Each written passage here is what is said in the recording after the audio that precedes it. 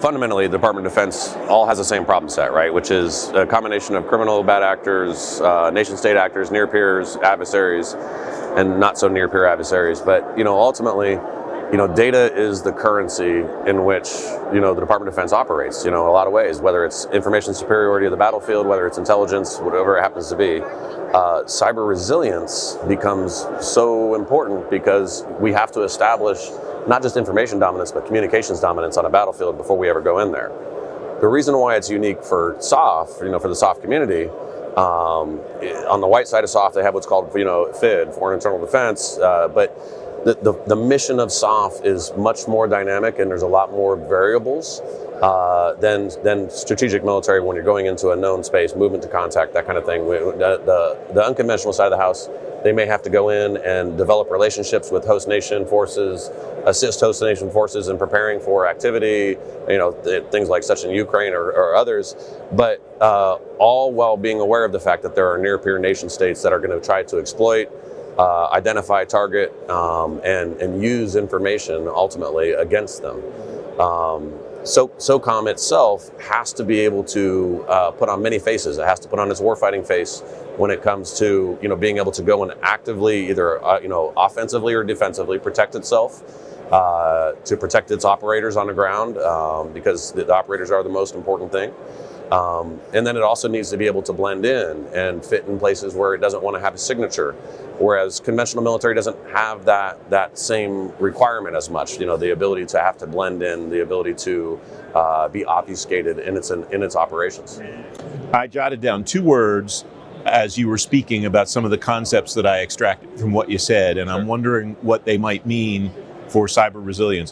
One word is anonymity. You talked about the need to blend in. Yep. And the other is diplomacy. If you're going in and building relationships, I don't think a lot of people think about the cyber implications of the diplomacy that's involved in going in and building coalitions in places that they might not be natural. 100%. And it's anonymity is interesting because it has many facets. One is how do I protect my data? But then it's also how do I protect your data? So how do I protect the information that I'm generating and wanting to share? And then also how do I protect your identity and your information? The ability from the diplomacy side of the house that's interesting is it's also about what they call MPE, which is mission partner environment. SOF is the center of developing that kind of a thing where they have to go in and develop these mission partner environments where they have other nations, whether they're participating nations or the host nations, that they have to interact with and share some level of intelligence with and share some level of operational information with, but also not expose themselves to being compromised, while empowering the host nation to be successful. Quick final thought regarding the anonymity piece. Is it possible to protect your data, to protect the other person's data, and not leave a footprint? I imagine that's desirable. How achievable is that? I'm the CEO of Hypori. That's what Hypori does. But yeah, so yes, there are some technologies out there that using advanced methods, can both protect the infrastructure in which they support, but they can also absolve the edge device. So today we call it zero trust, right? Which is the idea of I don't trust any edge device. I don't trust any environment. I want you to validate who you are all the time. I want you to validate the access that you have all of the time. And then that's how we tier out information from a cyber standpoint to the edge. And that's kind of the new zero trust methodology that the whole federal government, DOD, et cetera, is all moving towards. We have about a minute left.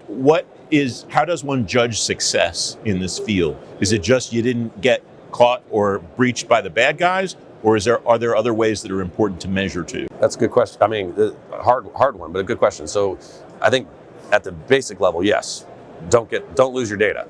But more importantly is don't get identified, don't get targeted. Not only don't lose your data, but empower the sharing of information.